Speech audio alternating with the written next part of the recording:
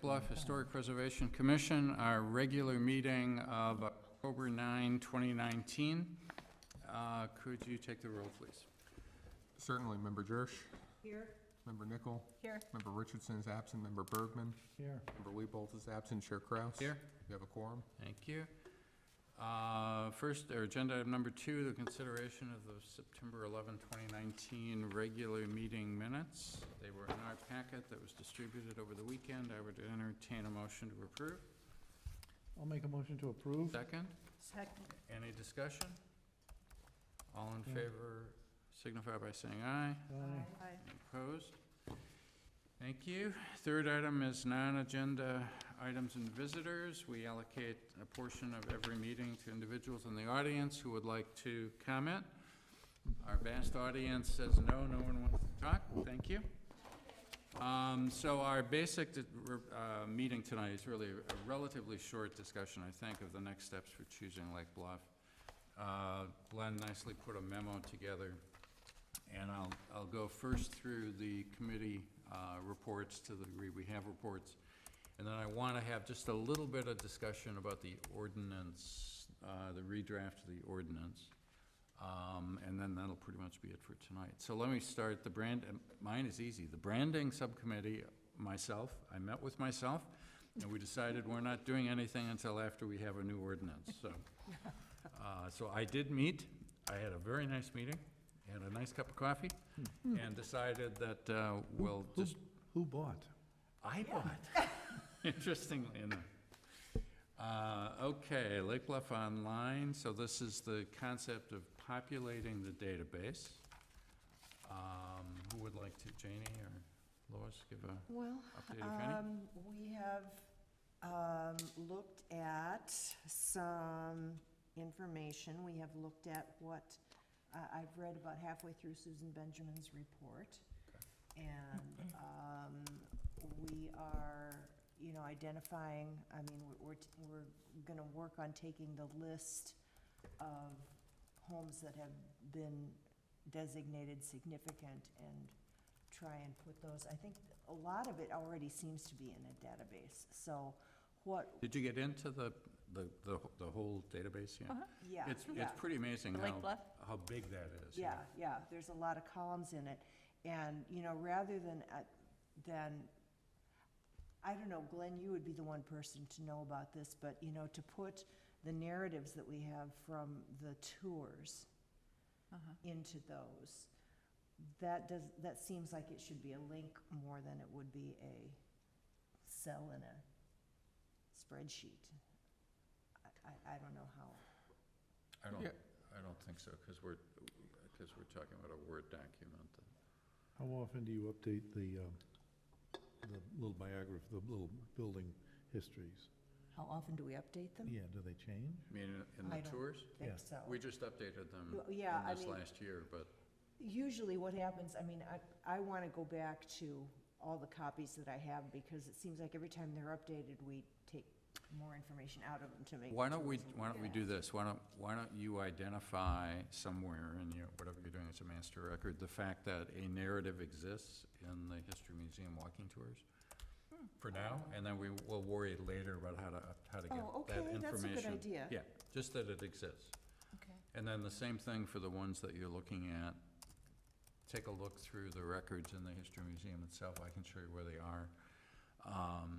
And start pulling through some of them to see what are there photographs in there? And just, again, it's a yes, there's photographs and there's more detail that's there. So I would just sort of do it as a yes-no thing in the Okay. beginning. Here's what we want, here's where we've looked, and yes, we found what we something, and have. no, we didn't. Okay. And if we get that and do it for a sample group, if you could, of homes, and then we can figure out how we migrate from one to the other, kind of have a group discussion of what's missing, perhaps, or, we want more. And that'd be kind of the same thing for the stuff we talked about with the county. So where are the tax records? Are they available in the county? Where's the ownership records? We can go in the, where the morgue is in the museum, in the office? No. I'll show you that. We have to get together at the museum Yeah, sometime. I can yeah. just show you what I know of where the stuff It is. Yeah, because you were asking, Lois and I met yesterday, and you were asking me where that stuff was. Yeah, Okay, yeah, I don't know where, okay, so I- I can show you where it is and you can start pulling through it. I know where the copies from the original surveys are, and those file cabinets. So Is in what that you're file talking cabinet, copies from the Yeah. original survey are in the second drawer up. If you go to Right. the cabinet right behind the door, about? Uh-huh. there are sorted by address. Each home should have a separate file. Uh-huh. And as I understand it, anything that we have about that particular house, we have in that folder. Like even the information from the tours would be? No, that wouldn't be there, but so if there are photographs, for Okay, example, that right, we know right. of, that would be there. So we'll do that in sometime. Let me know when we can get together. So And between As this always, next month.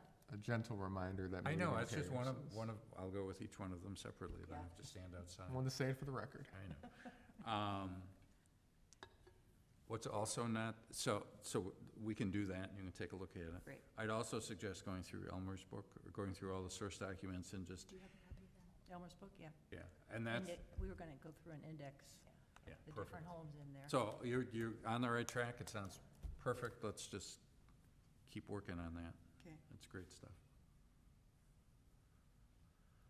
And remember, the objective is, we want to be able, by the time we get sometime into next year, we want to be able to say, here's what we want in the database. I went back and looked at Evanston again, just to look at what's in there. Yeah. And I would suggest you do that after you get through what you're doing now.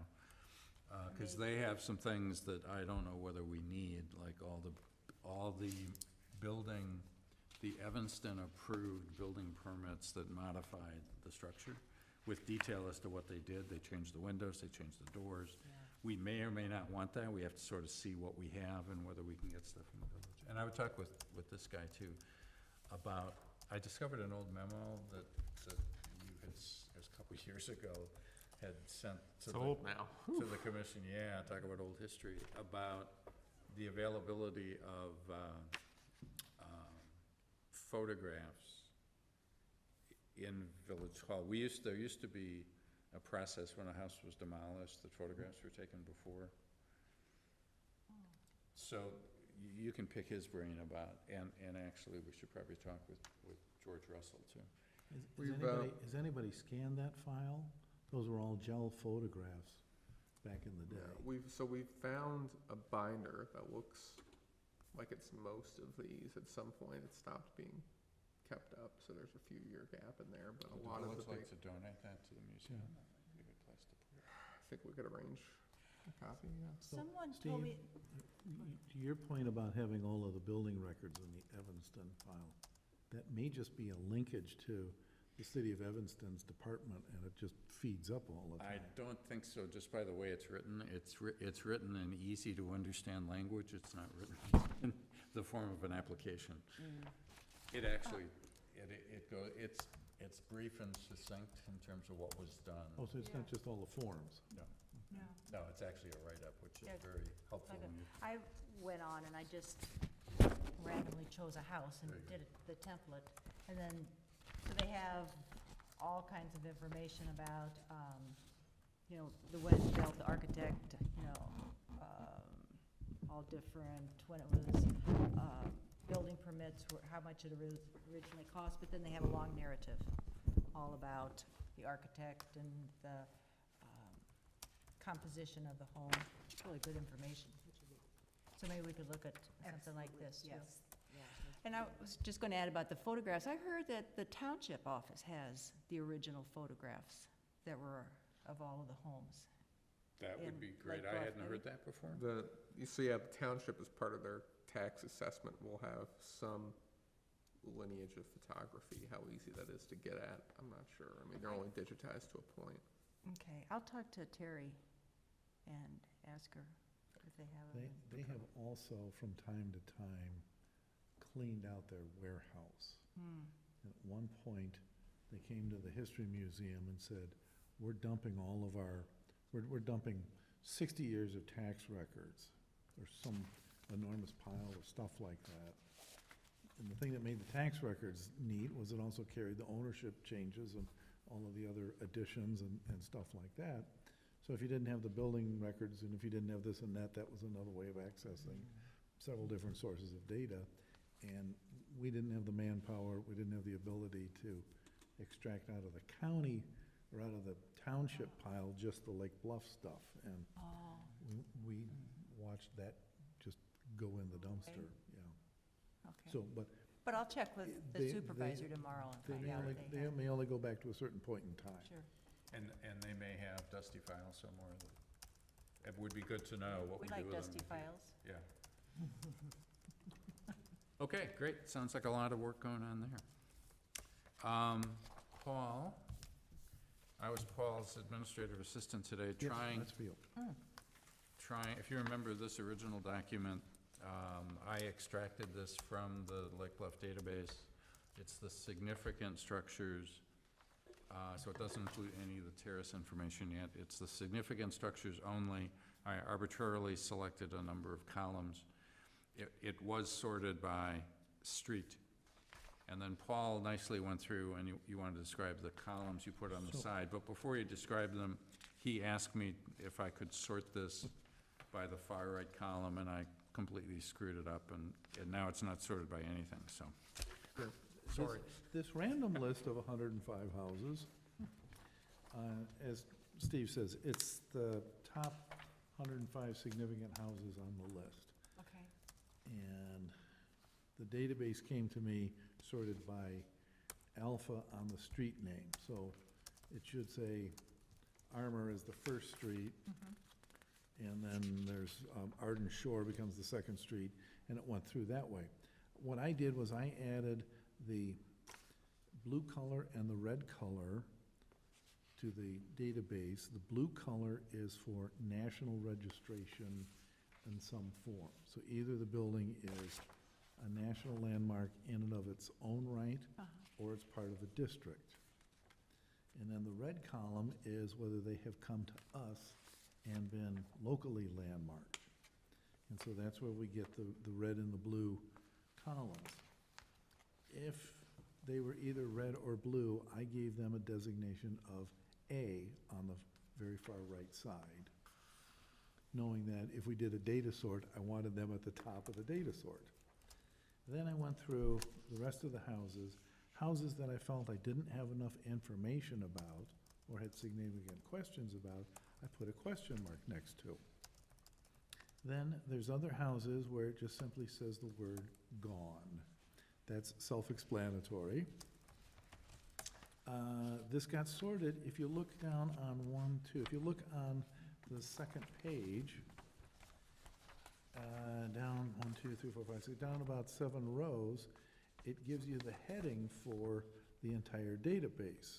So it says street number, DIR for direction, street name, information style, and I named our column over on the very far side, Nifty 50, Oh, okay, yeah. okay? Because we were looking for about 50 houses. And so that's another indication that the database has gotten missorted.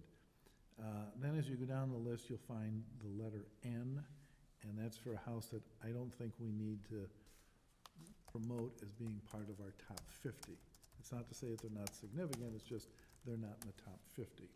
So there's a difference, you've got lowercase n and uppercase n. Is That's that the just, same? that's the way my fingers work on the keyboard. So yeses are yeses and nos are nos, A's are A's, question marks, gone. Some of the yeses are a yes with a question mark next to them. And that's indicating to me that, yes, I would like to have them, but I have further questions about why they're on the list or why they're listed on the list and stuff. So that's just sort of the detritus of what floats around in my head. But this list of yeses of Y houses comes out to about 43 houses. And so once we figure out a way to sort the database to pull those out, then we can begin concentrating on that list a little more thoroughly and begin filling in the internal columns of what we know about the house and why we think we like it. Okay. So I, Forgive me for being obtuse, but what's the difference between a yes here and a Y here? Well, that's in the red Oh, column. that's the. That means that, yes, it has local- come local before landmark. us. Gotcha. And And yes, landmark. you helped landmark it. And so A Yes, means yes. that, I agree that it's an A, so it's been landmarked, so then all of the As float up to the top of the data sort. So all of the houses that have been landmarked in one way or another are Are As. outside the nifty 50, Okay. because they've already been landmarked, either nationally or locally. If they've been landmarked, we already have a history of the house, we already know a great deal about it. We don't need to research it, theoretically, we don't need to research it anymore. We can just simply say, that's the beginning of the pile. And then we want to add 50 more houses to that. So there are There's about- 50 already that are As. No, Oh. there's about 10 or 12 that are on this list that have the A designation. I'll say 8 to 10 that have the A designation. Almost all of the houses, almost all of the buildings on this list that are part of the Uptown District, the National Historic Register District, are on here. Those are kind of, at the moment, they're out of our purview in that they're commercial establishments. They're on the National Historic Register, so we don't need to consider them for our list. And then we're not gonna consider them because they're commercial buildings, and this list is aimed at residential houses. So that's why the list has about 8 or 10 A-rated houses. So then I didn't count the number of question mark houses. If any of you see a house with a question mark next to it, and something screams out at you to say, no, wait a minute, that's very famous, and here's why, tell me, send me a note, smoke signals, call me, whatever it takes. But if you see a house that I have a question mark there, it's because I don't have enough information to know. It may be a nice house, it may be a nice example of prairie-style architecture, but I don't think it rates in the nifty 50. Now, if you want to move it up into the nifty 50, speak. So I wouldn't work from this list. I'll figure out the sorting and get another list to you Yeah. folks that'll be sorted by those categories. Okay. So remember, the purpose here is, we had committed to the village board that we're gonna produce a list of the structures in prioritized order that we wanna go through landmarking. And then begin a process, of, you know, let's just say one a month. That every month, we figure out which one, and we either have a volunteer write up the application, or we figure out another way to get the application done. So the idea is, there's a prioritized list of structures that we just wanna work through. Okay. The first would be the ones that are in the blue column, a landmark, and in the pink column, there's nothing there, because those are simple. They're already landmarked. The application is easy. We just say, see attached national landmark designation, and we approve it. So those are simple. And I'll go through a process, or we'll talk about a process next time we talk about it. Well, You look, That's, did that make sense? So So we have even a, if they're national landmark, we're going to sure, why not? do a local landmark? I mean, it should Okay. be, why not? Okay, okay, I was just clarifying. Yeah. It, you know, I like symmetry, and if we have the blue that is a yes and the pink that has nothing, I'd like to fill the pink in, and if we can Fold do them that. in together. Yeah. yes. And then I agree that the yeses, I think there's discussion that we need to have on all of the yeses. Some are quick discussions, some are not. Some are yeses because they're architecturally significant, some are yeses because they're culturally significant, and I think that's a good discussion to have.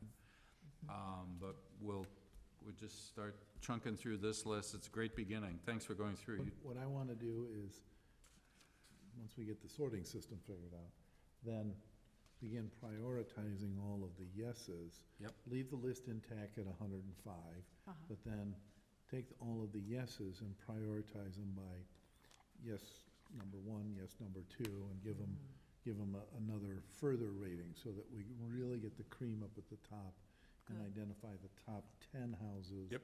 And then the second 10 houses, and then the third tier of houses. And then, we just, if we, like, again, if we have a goal of one a month, we just take the next one on the list, and off we go. So this is perfect.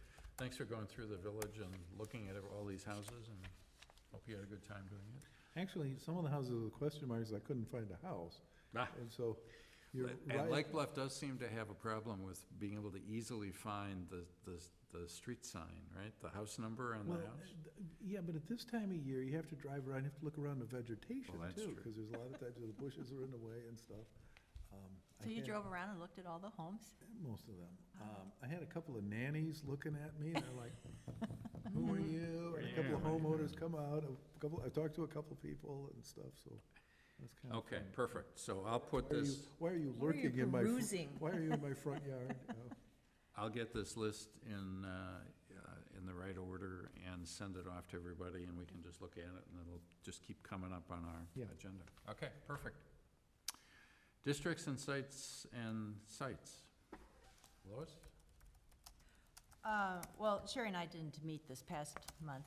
When she presented last month, we had talked about having a buy for this month because she was going to be really busy. So I think we're going to start this next month. I know we're going to start the next month, choosing one of the districts, potential districts, and doing deeper dive into information about it, and then presenting it to the commission at our November meeting.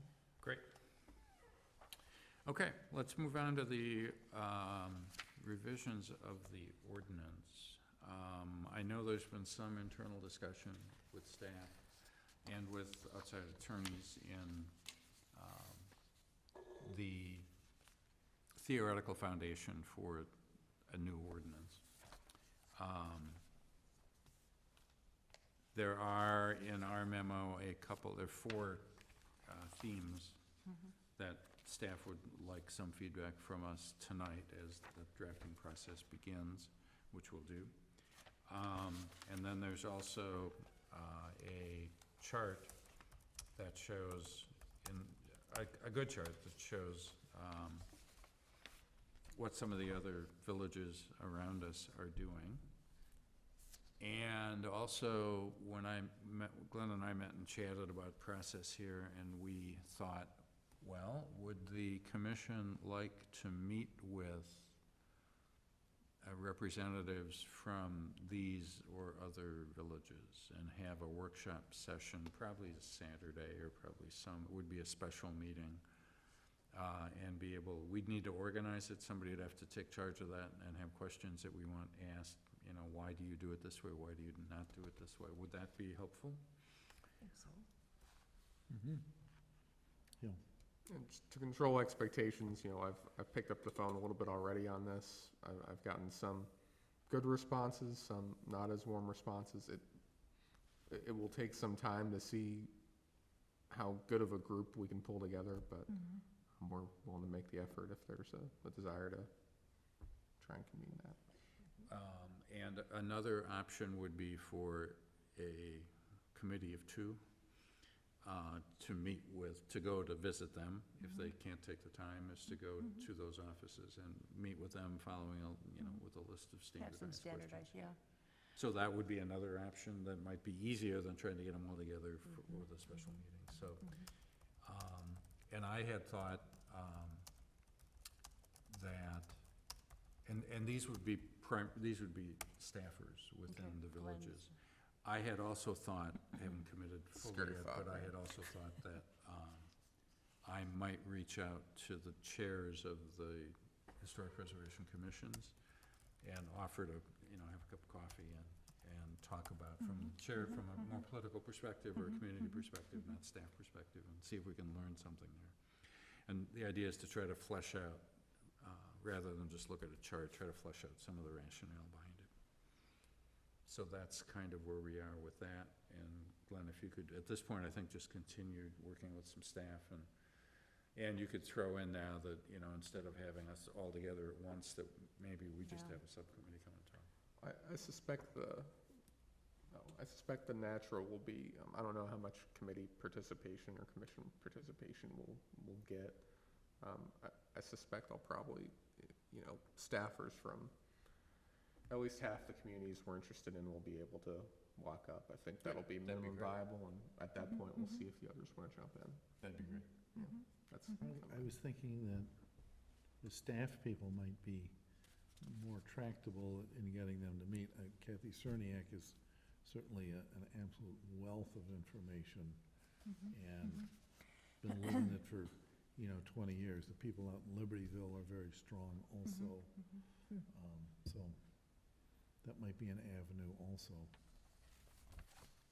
What do you know about Waukegan, and their historic preservation? They have a historic preservation department. They have a pretty strong history museum Yeah. preservation group up there also. So they try and keep up with it. But their things are a little hit and miss. Okay, so let's keep going down that route. When should we, in our minds, think of having a rough draft to look at? Some of that depends on the level of clarity we can get to tonight. Okay. Is that a good non-answer? That is a very good non-answer. All right. Somebody taught you well. So Morning. let's look at. Could I just, Yeah.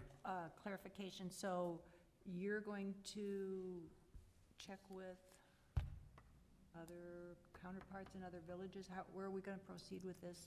Yeah, he's doing that now. Yeah, for now, I'll keep working on that, and we'll, And see if they'd as be we willing see to what meet? kind of group we get together, we can look at a subcommittee or looping in some people on how we want to structure that conversation.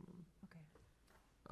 For right now, probably need to, I think the best thing we can do for you to help you with your work is try to give you a better sense of what that will look like before we try to program it. And I still don't have a great sense of how much buy-in we'll get. Pitch it as an opportunity to learn from your colleagues and from a sitting board. Okay, we have. There's some excitement. There are 4 questions from staff here on 4 issues that would be helpful as we think through the drafts. Let's just go through what's there. The first is called thematic historic districts. So when we typically have thought of districts, we've thought of contiguous districts. That's the way they typically have been identified. You draw a boundary, and then you decide whether that's the correct boundary to include as a district as you're defining the district. We certainly are thinking that that would be part of a revised ordinance. But there's another concept that are thematic districts. So the one that, there are 2 of them that come to mind that I think fit within the village if we want to go down this route. The reason this is important is that if we want to do this, then the draft can include that language from the front.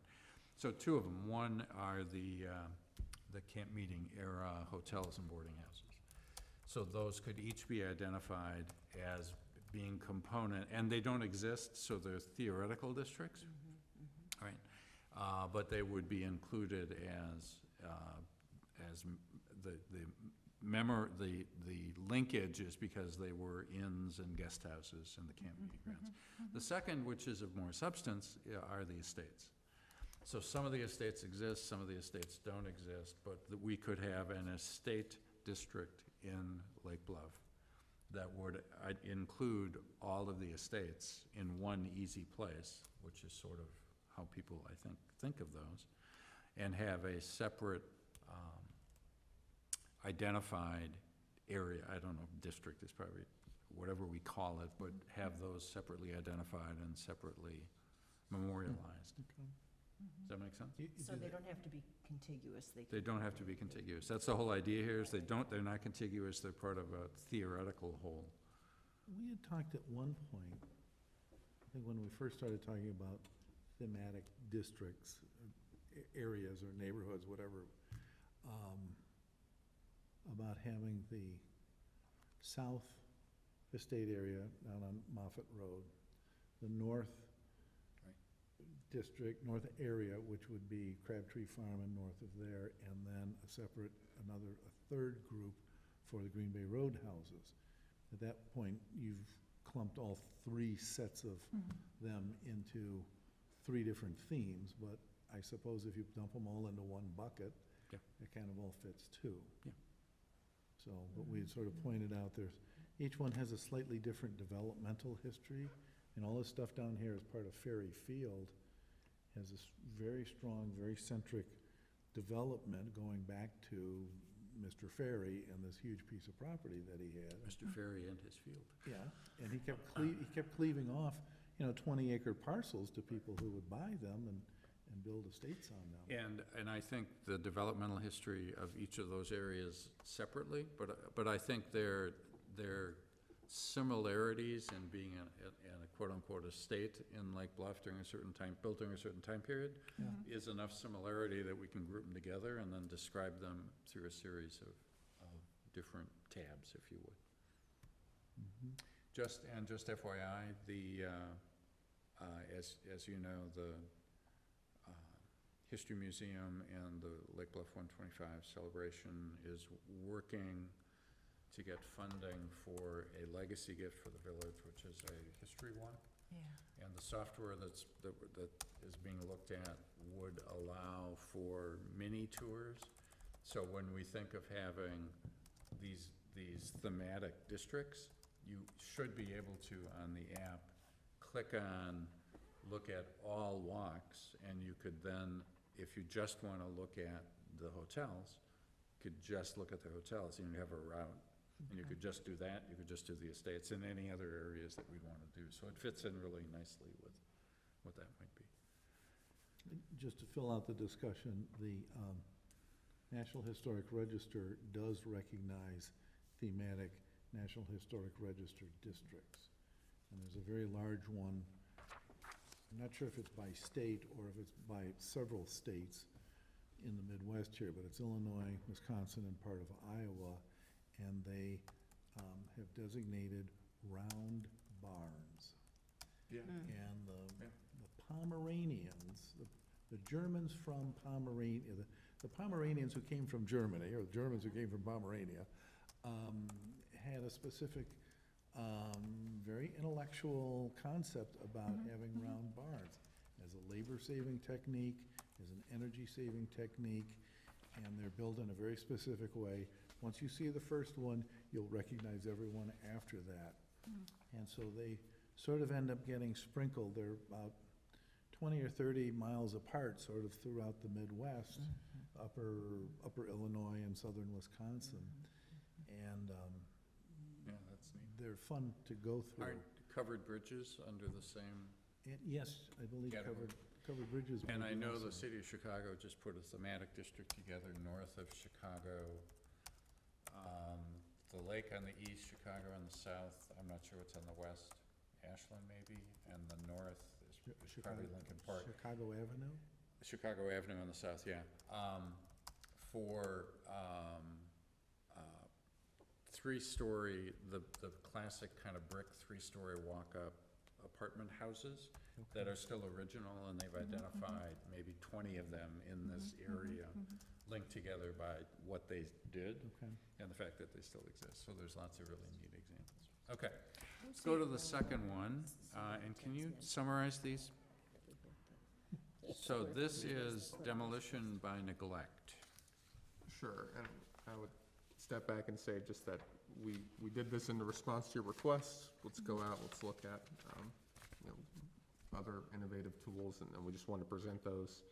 The first one, thematic districts, we think works. The others, we think probably don't. But we want to give you the chance to review these and consider these. So demolition by neglect is a tool that really shows up more in older ordinances, and it's a smart tool, right, which says that, typically you have a traditional historic preservation ordinance. You require certificates of appropriateness before you can engage in construction activity, or if you can't meet that bar, perhaps you would seek a certificate of economic hardship, right? And so to some extent, it's a loophole. You create economic hardships by letting properties rot, and then you can do what you want. That's what they're designed to prevent. Of course, houses are neglected for many reasons, right? But the goal here is to give tools that allow commissions to stop that.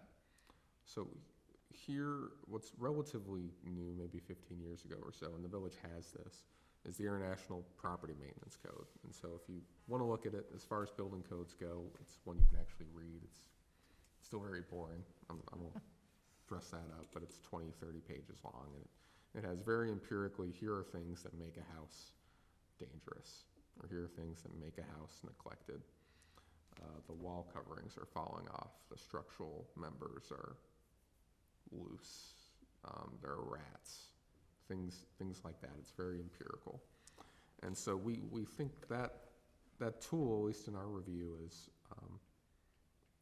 that's really a superset. It's more than most of these demolition by neglect ordinances offer, right? It is more encompassing. The exception would be that some of these have what we would consider very vague standards as far as,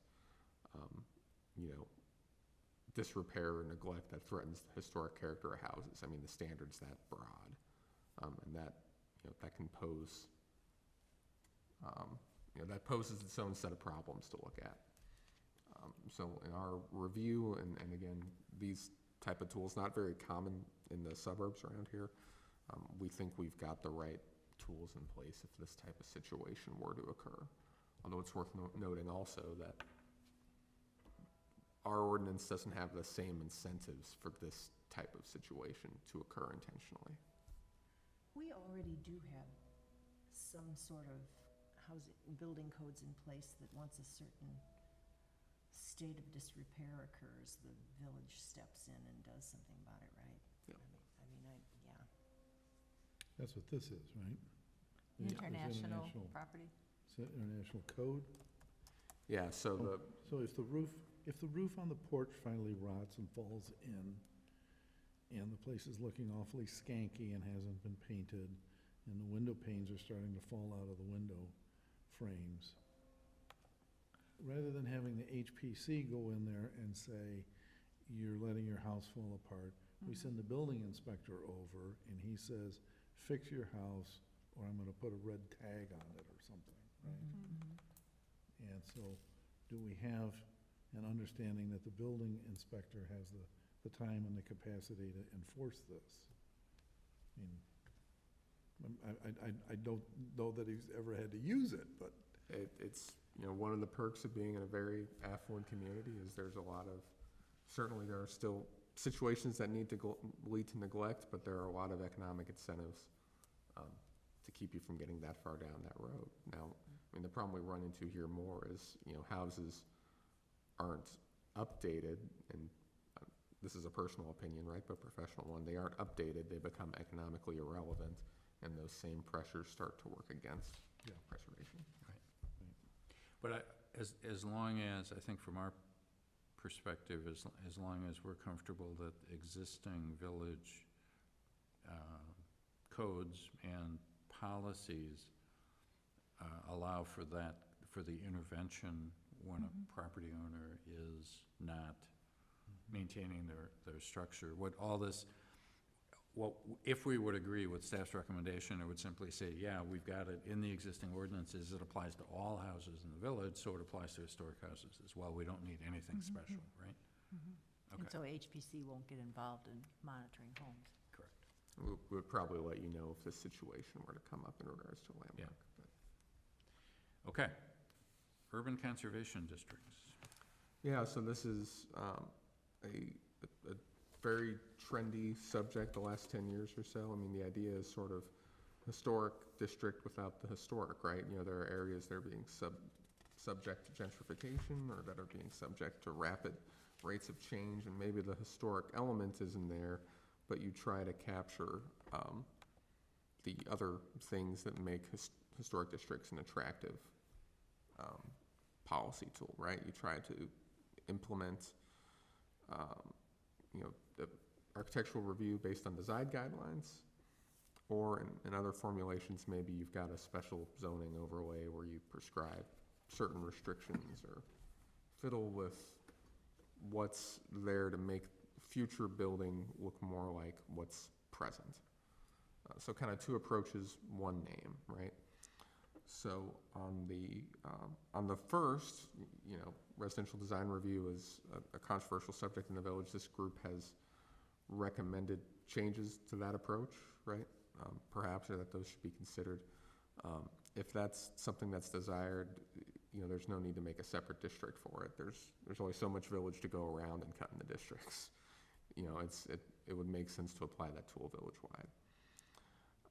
As far as playing with height, bulk, mass, you know, not recently, but there was a lot of effort invested in the late 90s, early 2000s in reaching what we think is a fairly stable and balanced position on these issues. You know, it would be difficult to tinker with those again, and committees have looked at that repeatedly in the last 10 years or so. That's not to say that, you know, if there was some specific issue that came up, for example, we've talked about this idea of heritage lots, if there was something specific that came up in our work, certainly that's something that could be looked at that time. So, personal, again, perspective, I don't think we want to reopen bulk. I think there's a set of regulations that are in existence. We kind of know how they operate. Boy, I- we're not at all skilled at Correct. looking at bulk. And for the second piece of it, Except The- one over the mirror, anyway. the residential, it depends on the kind of mirror you get. Yeah. The residential design review, we're already on record of recommending that the village board consider working with the ABR in putting design standards together. Again, we're not the professionals there. I think we're on record as saying we think it's a good idea to do it, but I think our responsibility ends right there, because we're not the experts on what it actually should be. So I think it's good to identify these things, but I think, one, there's an existing set of protections already in place, and the second, it's not our purview to do design review, although we think it'd be a good idea. Somebody So, else. I'm thinking about the 7 houses on Sheridan Road, the 7 sisters. Yep. Now That six. which is gone. No, the 6, that I know is the Hanson and Warehane houses, because that's the developer that built them. But the architect who did that as a little study of colonial-style houses. Would that, if we were to do that, would that be this kind of thematic district? You mean going back to the first thing? We could have that as a thematic district, although it also is contiguous. That could be a mini district within the village, absolutely. So what I'm thinking is it could be its own district, it could be a thematic district, or it could be this urban conservation district. I mean, it sort of fit into all the different kind of categories. As I'm trying to figure out how this applies to the village. So, let's take those 6, once we're 7. If we have the thematic district, we could certainly identify them as an important, an interesting part of the character of the village if we put that in the ordinance if village were to approve and all of that stuff. I actually think that's a nice idea to include that. So I think that's answer number 1. Yeah, if we want the thematic districts, that's one we should consider. Number 2, as I understand the conservation districts, this is really going into the thou shalt not more than this is an interesting area to designate. And I think we've just said the thou shalt nots. Okay, so that gets into whether you can put a porch on Right. one of Whether the, you build one of the 6 sisters. Yeah. Okay.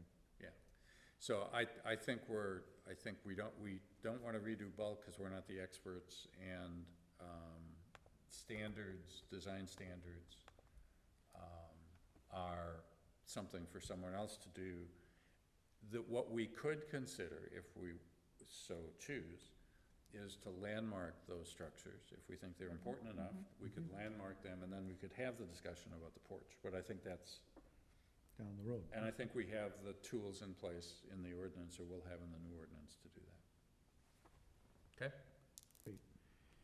Transfer of development rights. Yeah, so This again, is kind of cool. I agree it doesn't apply here, but I like the concept. it's a great concept, yeah. So it's, the idea It's is. like carbon credits. In Chicago, they've been selling air rights forever. Yeah, that's the tool. Yeah, okay, so that works in Chicago, but in my neighborhood, that means that somebody can come and buy somebody else's bulk, and suddenly I get a house that's now even bigger next to me? Yeah, And again, suddenly we go from 2.5 stories to 3.5 stories? It would, to me, that concept would only work if we had large swaths of undeveloped property that we were interested in developing, and that might be an incentive for developers to actually do investments. I don't think it applies in the village at all. It's a neat idea, but I don't think it applies. yeah, again, these came with negative recommendations for a reason. I guess if I was to back up and look overarching, describe this in an overarching way, we tried to give you, here are some hot, fresh things, and here's why they work or why they don't work. Most of the corpus, if you would, of preservation literature is really focused around, I have historic districts, I have landmarks, I have a review, and here's how to leverage that set of tools to the greatest ends. I mean, it's a very, very simple framework in that way, really. There are some twists and turns and some local considerations, but that's really that's the takeaway here. Okay. Everybody okay? All right, last thing that I really want to talk about is the chart, and I want to do that, not so much to compare what other villages and cities do, but it's to get our heads around again about what was contained in this document that we shared with the village board, okay, that's attached. So, look at, if we can, look at the chart and look at Lake Bluff, and the columns are interesting. So, the first column to me is very interesting because it's a non-landmark demolition maximum delay. So this is just building code stuff, right? And it's interesting that two of our neighbors, that's where their longer, 1 year and 2 year delays are they're not related to landmarks, they're just part of the building code. So that, I guess I knew that, but so I looked at it and I sort of went, oh yeah, that. You have to understand that it's related to the building Yeah. code. So that's an. And they have to, So sometimes the HPC has to do sort of an Indian dance in order to get Yeah. the delay to apply. So then the other piece that's interesting is the two-tier system. And let's here just look at Lake Bluff. So we have, and this isn't talking about areas, this is just structures. So we have landmark, and then we didn't talk much about certified landmark. So why do people landmark? People landmark, I think, because they love their house, they want it to be recognized, they don't want it to change in the future, they do what they can and they landmark it. Or they landmark it because they want to take advantage of tax credits, and one of the things you have to do, right, in order to take advantage of tax credits is be recognized as a landmark by a certified municipal entity. Okay, so. Certified landmark or in a historic district. Okay, so, thank you. So landmark is important, I think, for those two reasons. It's a designation, and especially if people want to take advantage of tax credits. Certified landmark currently in the code is voluntary on the part of the property owner and has, way over to the column second from the right, the real big difference here is that if you certify your landmark, nobody's gonna do anything unless you jump through a lot of hoops. So there's an indefinite delay for any renovation or demolition. But that requires certification and requires the individual property owner to drive that process. They have to say, I do want this to be done. We have none of those in the village. I don't think this board has ever had a discussion with a property owner about that. Or certainly not while I was not sitting on the board. So to those two, we're proposing adding a third. And the third is an honorary landmark that theoretically is honorary, and it would not trigger the tax credit because it would only be honorary and wouldn't be recognized because it has to be certified by, I think, I think if it's honorary, it wouldn't apply. So the honorary landmark is the way, in my mind, when I thought about this, was much more like the one, you know, the village just beneath us, which has an honorary landmark and a certified landmark. And if you look at it, there's really no difference for us. The only difference really is the fact that, and I think that that village right beneath us, a property owner who wants to take advantage of tax credits, wouldn't they have to become certified? That's the way I understand the tax laws. So the question, I think, You don't, do you have to No. be certified to get tax credits or just landmark? you have to be recognized, you have to be landmarked by the appropriate municipal body. And if you're honorary, I don't think that applies, I think. There's an end run, right? So if you are notable enough to make it onto the National Register. Sure, that's a you whole can- different thing, yeah. You can get that, you can get the same access, and you can have no local restrictions. So the reason I bring that up is that I think from drafting perspective, we've now created for a situation that has nothing or landmark or certified and no districts, to the potential of having nothing, honorary, landmark, certified, individual property, nothing, honorary, recognized districts. So from a matrix of 3, we're Can you potentially repeat going that? to 7. Can you repeat that? So right now, we have 2 things. Well, we have 3. A property is either not recognized at all, it is a landmark, or it is a certified landmark. That's what exists, okay? What we're proposing, and this is why this is important, because for drafting, we're proposing adding another tier there, and that's the honorary landmark. Okay? But Okay. how will the honorary Well, differ? just hang on for 1 second. We'll get there. And then we're also suggesting that there be districts, and that there be 2 types of districts. There be honorary and there be regular districts. That's not on this chart, but it's on the stuff that we presented to the village.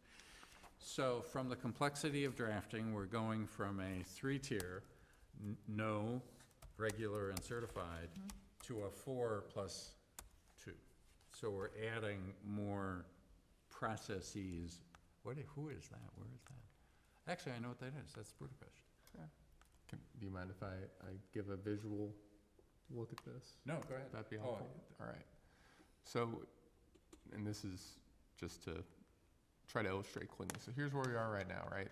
I hope everyone can see this. Let me bump the font size up a little bit for you.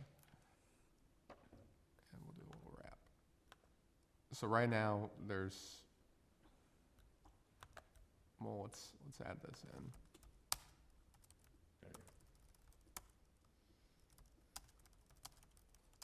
This is, 90 days? 120. So right now we have 3 tools, right? So, how do I put this? There's both the text of what was recommended in choosing Lake Bluff, and then there are also some comments around the way. And so let's put all of these out here, right? So at one point, there was the idea that, don't want that. There was the idea that we would have like a landmark light, right? We would have, like, this would become, historic landmarks. We would have notable landmarks that would have, and this would go up to 365. This would go up to 120. Then there was yet another idea that we would add in, just honorary landmarks. And then this would be nothing special. That would just be individual structures. They would just have a designation. And then we would add in districts. And then, potentially we would have honorary districts and notable districts and historic districts. Nothing happens here. And then there was a discussion of, is this only with owner consent? well, there's only owner consent here. Does this mean this is without owner consent? And so, as you can see, very quickly, we end up with a lot of tools. Yeah. As a very, you know, I don't mean for this to be diminished, but we're not that big of a town, right?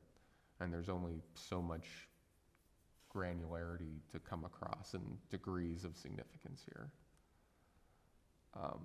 So a few, if it helps to think about it as questions, I would think about this. And this is treading on ground we've treaded on a little bit, right? But so one, what is the benefit of creating, say, this extra level or this extra level? One of the criticisms that's been applied to our ordinance, fair or unfair, is that it's a weak preservation ordinance. And so does making a weaker level, if we're being cynical, help you? You know, another thought would be, does having these lower levels make it harder to justify this higher level? If you're a property owner, why wouldn't you take the honorary and be done with it? And then, Well, especially down here in districts, there are tax consequences that we'd have to get legal opinions on as to, certainly these two I don't think would be eligible for state credits. This one as well may not be eligible for state credits. It may only be when we're over here that we get into that world. We haven't researched the issue. Yes, Paul? It's my understanding that if you're in a historic district, then the tax credits do apply. But maybe that's just on a national level. So national level, true. State level, the text says historic districts, but we haven't analyzed as to if an advisory review type of district would still qualify you for the credits under state law. And that's just something we'd have to research when we have a bit of I thought if you precision. required an advisory review, that was sufficient to allow the application of the tax credits. Again, The So two of again, them- we need to figure that out. Yeah, the two of those, if you put the homeowner to the task of going to an advisory review, then they were then entitled to the tax credits. That was my understanding as well, which is why the blue and the yellow would not, in that view, they would not, since they would not be in our theory, subject to advisory reviews, they wouldn't be eligible for tax credit. The question is, do we need all these? And that's really, as people are drafting this, you start getting into, do we need all this stuff? Yeah. Yeah. Let's start from the right and go left, that might be easier. So, do we want to retain the concept of voluntarily allowing an individual who has a landmark structure in the village to certify that landmark in a way that is existing in the ordinance, and the effect of that is that there's an indefinite and permanent hold on modifications that succeed the current property owner? Do we want that? Well, it does provide continued protection some level of protection for the home. Yeah, and I think we do want it, Yeah. because if the property owner doesn't want to do it, they don't have to do it. But if the Right, property owner right, wants to right, go to right. another And- level, they can. Yeah. Gives And them, it gives them the right to do that. it's a property owner's tool, it's not, It's my understanding that that's what, when John Bryan landmarked Crabtree Farm, or his portion of Crabtree Farm, which would be at the 120-day level, he was then trying to apply as much landmark status as he could. He had it nationally landmarked, and he agreed to have it locally landmarked. And so he went to that level. but he didn't have that certified. I don't think, he did No, not, he he didn't, did not. we don't have any certified. Correct. But he felt that having the 120-day limitation was sufficient to have caused the next owner to come before this board if they wanted to make substantial changes to that house or to that property. So the question again, certified, I'm operating under the assumption we want to keep that in there. It's a question of application. Do we encourage our landmark property owners to go through the certified process? I was Or just- is it just silly because nobody's going to do it? Well, we don't really know, because I think many owners of landmark homes don't know about certified landmarks. And they So may be shame on interested. us for not educating them as they stand before us to get their house certified. And Or some may want to do that, others may not, but I think that it would be good to give that homeowner that option. Okay, so that, once that stays, we can tell them, include that. What about the other three? So now you go, interesting, honorary, notable, historic. What we have now is in yellow, right? It is a landmark. The landmark has a 120-day delay. We just have one. You're either, you go through the process and you're landmarked, or you're not. We had talked about the green. We had talked about having a easier way to identify structures within the village that would primarily be driven, not necessarily by the property owner, but it was really an honorific that fits into the historic, architectural, social, cultural context of Lake Bluff, that we thought it was important that the village identify them as a important structure within the village. And we had, when we talked about it last year, or earlier this year, didn't have anything other than the existing significant demolition review as that any older house would apply. So that leaves us with we don't want two more, but do we want one more? Do we want something that is almost certified, so it's more than honorary, it's a process that allows the individual property owner to take advantage of tax credits and would allow them to certify that individual property as a landmark? We had said we wanted one of those. The question is, what kind of do we still want, am I clear what we're talking about here? I'm not clear on it because you're talking about the historic landmark, Talking about the yellow the yellow one. Yellow. and the 365 one, those two. Okay, We don't, I think we have said we want the certified one, yes. Right. and we had talked originally of wanting a way to identify structures in a less invasive way as the honorary one, although we don't need to do that. Thank you for having different colors. So it's a question of the honorary, of the green, yellow, and whatever that other color is. Orange. Orange, thank you. Of the green, yellow, and Ochre. orange, do we need all three? Do we need one? Do we need Think two? not. I mean, this unnecessarily complicates things, in That's my what opinion. the discussion the drafters have been having. So would our current landmark status be notable or historic, or neither of those? And there's a shift around that's making that a little complicated, right? So right now, today, We don't have this 360, is yeah. what you have. So we have okay, And We're- one of the proposals, well, not this bottom part, this right here is all you have. right, And so part of what came out of your proposals was, to change the waiting period. Change the Yeah. wait period to 365 and that was also days. accompanied by this idea of consent and how to navigate, or Okay. maybe not, maybe consent's overstating it, but there was some idea of not trying to apply this after a demolition application had already been received. So So not to Okay. use it in a punitive. I think I think That was the a orange discussion is point. unnecessary.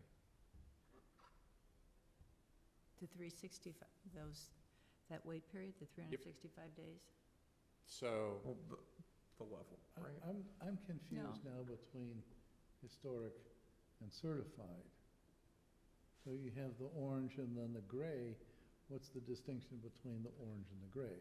the difference between the orange and the gray is that if you're in gray, any alteration or demolition cannot happen unless the village, through this body, would approve. Okay, And Okay? they have to submit a certificate of appropriateness Right. or of hardship in order to apply for any changes or demolition. okay. And So- that would be attached to the property. It would be attached to the property. And it So then- stays with so the then property. what's the difference between that and the orange? Orange is the owner retains control. Orange would be a landmark within the village. There would be a 306, so if a property owner would, or a future property owner would want to demolish that property, the village could delay it by 365 days. So under the now red color, the certificate Trying to of refine this as we appropriateness. go.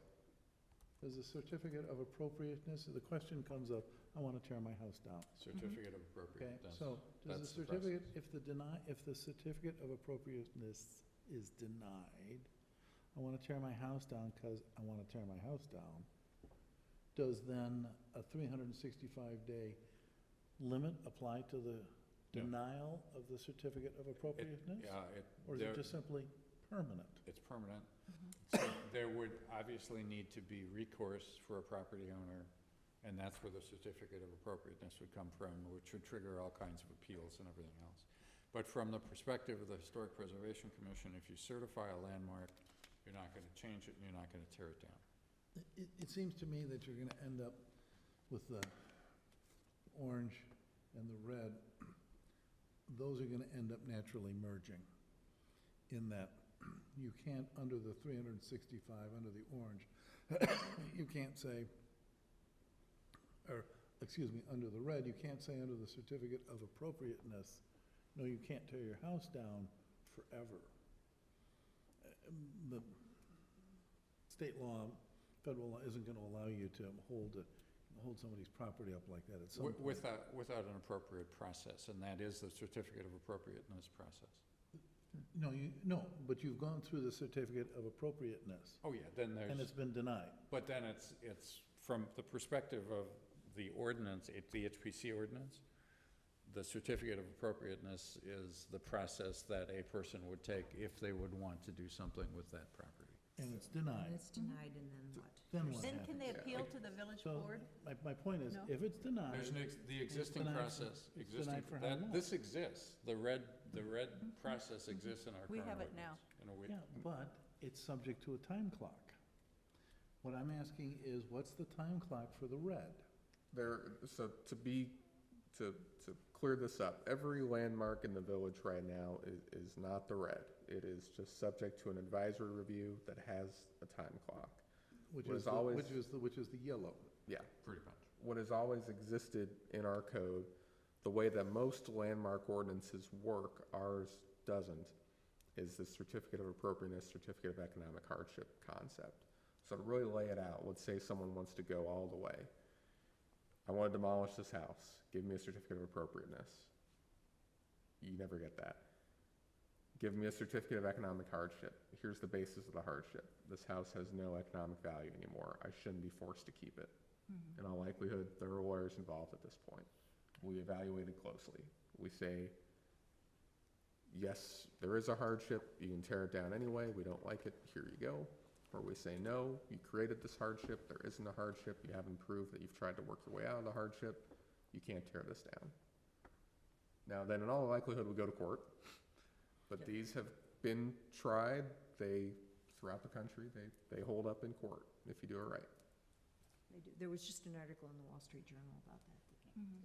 Did you happen to see that? I meant to bring it in tonight, and I didn't go home. So from the perspective of the commission, we're out of it. I mean, there's a decision that's made on the certificates of appropriateness or hardship. Village board would obviously, Well, those are your certificates. I Yeah. mean, typically that hearing is Mhm. before.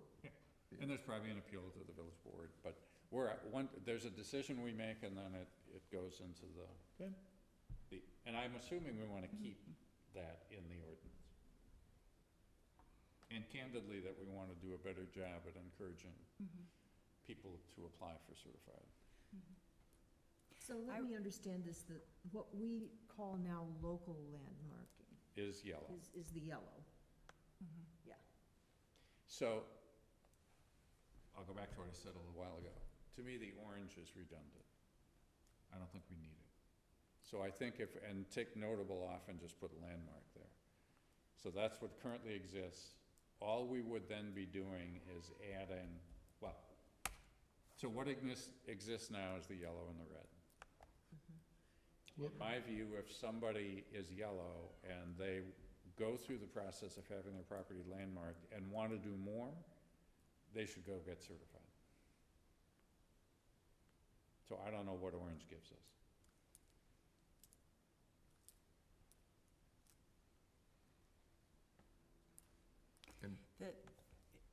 Is the only difference then primarily the 150 or the 365 days? Is that what it gives you?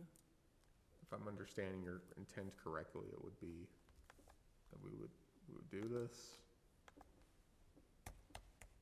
and that would be Right. what you're looking at, right? Okay. You're looking at, Yes. And then eliminate honorary, or? You can still, the honorary then becomes this thing we've been talking about with this list of just simply saying, hey, there's 100 houses in town and we think they're pretty nice. Here's a report on them. so there are many places that will just throw a designation on an area or on a house, not really criteria that I'm familiar with. I mean, off the top of my head, I would suggest you do something like this, right? Where an honorary designation is appropriate when the historic characteristics have been irrevocably lost. Something like that, where there's no way that it's already too late for it to meet these criteria, but there was still a notable event or a notable piece of village social history or something like that you want to recognize. And you'd probably keep it to the social and historical aspects. You'd probably exclude the architectural aspects from it, I would think. I see what you're saying. This makes a lot more sense to me, what you've got up there now. There was just too much overlap to really understand what the differences were. So the green There you go. becomes the Tabernacle and the Hotel Irving and the Lilac Hotel and the old, I thought the lilac still existed. I don't think so, Isn't that? maybe. It becomes the place where, what's her name? The temperance lady, Oh, where sure, she sure, lived, sure. where she had her On house. East Scranton Avenue that got torn down Yeah. and rebuilt, yeah. It's actually kind of interesting. Yeah. The That idea would would be- mean Francis that Willard. any existing structure, so let's take the oldest house in the village, and if we would want, which exists, it still is 666 there. Malman. It's still there. And if we do this, we could only go yellow, couldn't go green,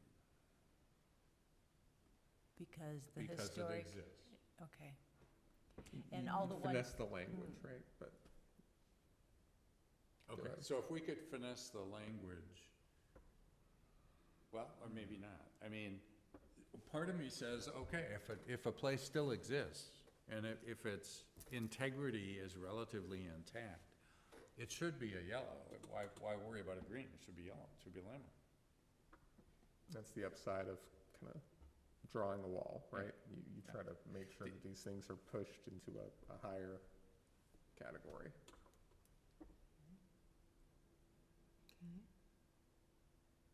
So what Paul is working on, that prioritizing homes to be landmarked, would be the yellow landmark. Some green, but mostly yellow. Some green, but mostly yellow, that's correct. Okay.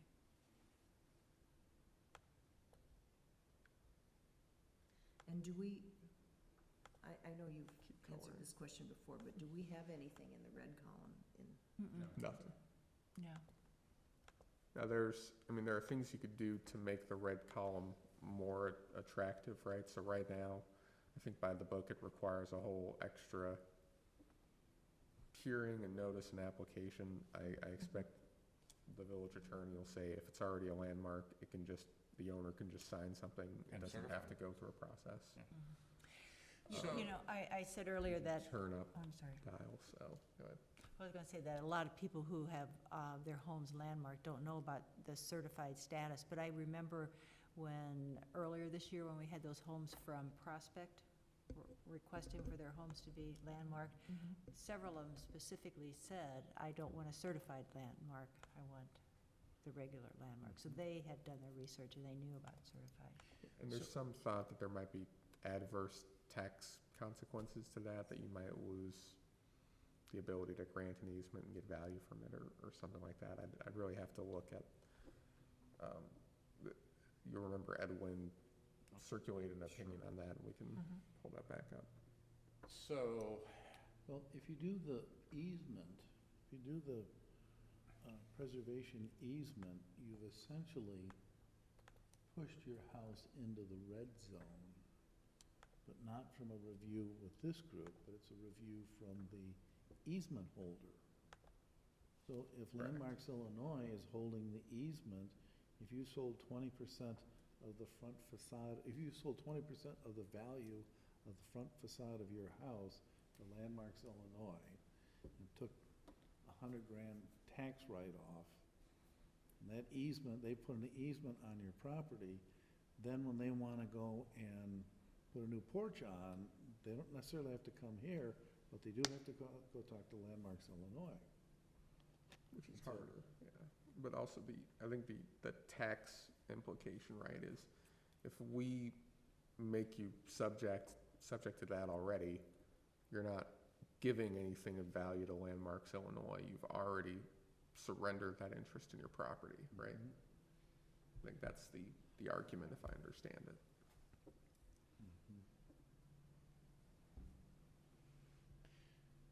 so what this is, so I'm back on the certified landmark piece again. You go ahead. Okay. Not an attorney, So, much as I Well, pretend to and be. that's what begins driving all of this. When you get up to a certain level of sophistication of this, the economics is what drives the deal. And so if somebody says, I can take 25% of my taxes off for, 8 + 4 years to make 12 years of tax write-off, that's what's driving them to get their house landmarked, so they can then go in and remodel their house and update it, and then save that much money in taxes. Take that back and, okay, are we comfortable with these? On the structures, we have to talk about districts next. Yes. okay. I think what is clarified more for me is the difference between the green and the yellow. With your little words, characteristics have been irrevocably lost. So either the structure has been completely torn Destroyed, down, or yeah. it's been altered to such an extent that you Yeah. can't even see what the original structure was. Yeah, and, right, and there's no requirement for property owner's consent because we're landmarking, we're giving an honorary designation to something that used to exist and Yes. doesn't. Okay, Yes. all right? Districts.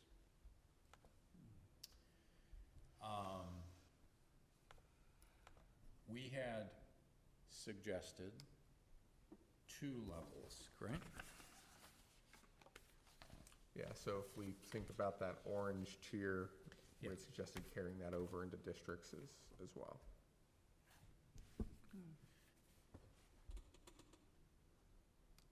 I'm sorry, so, yeah, So if you, so we have green and yellow, not orange.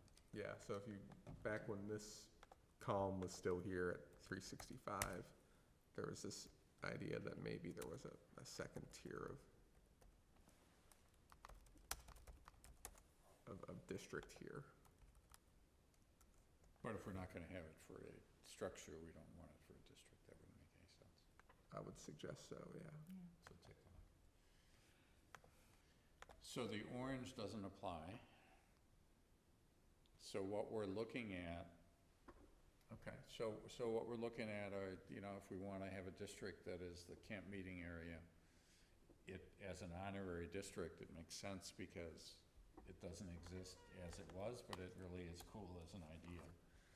If we want it as a landmark district, And I should note, this was your 2007 proposal. If I can type.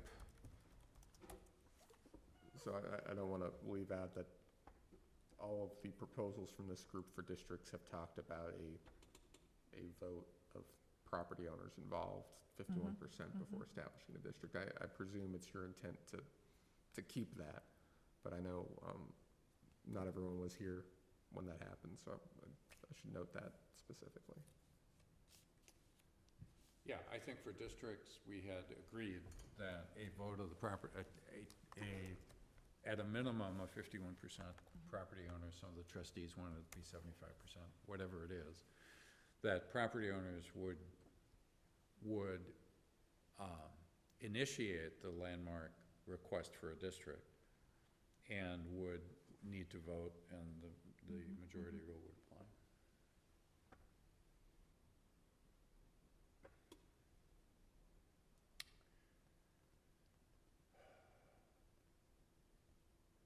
Honorary, there wouldn't, because again, yeah.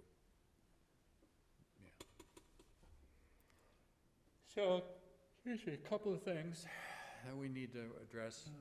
I think the honorary is pretty clear for both, under this understanding, for both structures and districts. The certified, I think, is pretty clear. So obviously it's the yellow. So, the big change here is that the village board could extend a demolition delay to 365. So it would give the village board an additional tool that they wouldn't have to use, but it would give them a tool for individual landmarks to go up to a full year. Do we know how that would work, Steve? Would the HPC recommend to the village board that it be extended, or? Most likely, yeah. Okay. And that would probably need to be written in, that the HPC probably would be a may rather than a whatever. But yeah, there'd be dialogue between the two.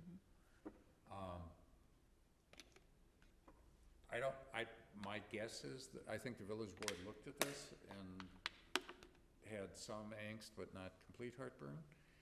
I think the one that it would have more heartburn than angst is if the village board can delay a demolition by 365, are they comfortable doing that when the individual property owner did not initiate the designation? I think if the property owner initiates a designation and wants to be a landmark, I think the discussion with the village board, that they would, you know, maybe the 365 is okay. If the property owner wants it, maybe that's okay. Because it would most likely apply to a new property owner, somebody buying the property. I think the question of whether the ordinance allows for the designation of an individual landmark without the property owner's consent is an open question, and I think this body has said we want to be able, we, not the four entities that were in, well, either village board or this body, not the other entities that are in the current ordinance, could nominate for landmark status, and while property owners encouraged, they wouldn't have to participate. I'm happy to have it written that way, recognizing that we're gonna have some discussion. So if we want to say, nominate the Camp Meeting Association area as a historic district, 51% of the people. No, that would be No. honorary because it doesn't exist as a Oh, recognized. okay, well, what would be like, If we would want to say that the Six Sisters are Okay. a historic district, then 51% would need to agree to it, and let's say 51% agree to it, then would each of the homes within that district fall Yes. under the auspices of an individual landmark requirement? So some, and I'm not familiar enough with the subject, we've never had historic districts here in the village, right? Right. To tell you which is more common. Some districts do not care for the distinction, they're blind to the distinction. If you're in the district, you're treated that way. Others make a distinction between contributing and non-contributing structures to the character of the district, and they only apply it to the contributing ones. the ordinance draft from years ago here did go through a process of, I believe, of identifying contributing and non-contributing structures within a recognized district. And the rules applied only to the contributing structures. So if you had a brand-new garage, it may or may not have been a contributing structure. Part of that is your level of comfort with, if new structures are built within the district, do you want the power to make those new structures, while not historic, conform to the character of the district? And that's the whole point of having a district. Isn't it? then, It's There you the go. whole point. Okay? It's called similar, dissimilar, there's all sorts of different definitions of it.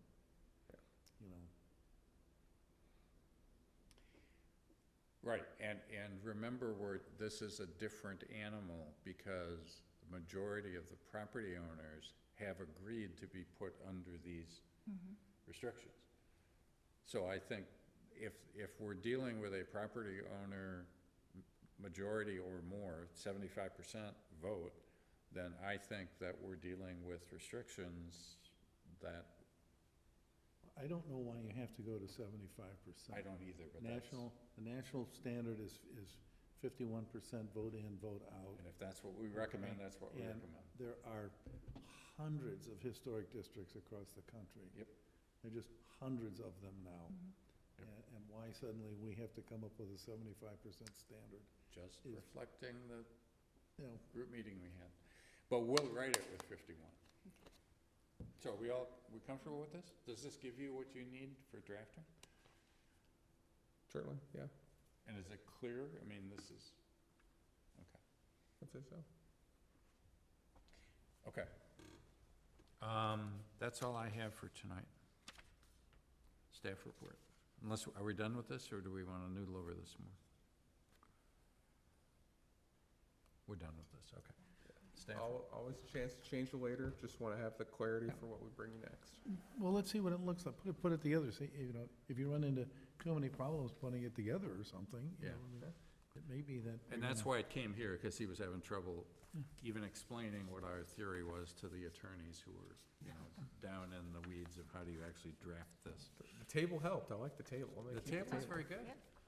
Yeah. And let the minutes reflect that we agree on the green, yellow, and orange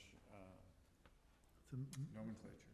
Minutes reflect we have complimented Glenn on his artwork. his- Yeah. and his, yes. Okay, staff report. Historic artwork.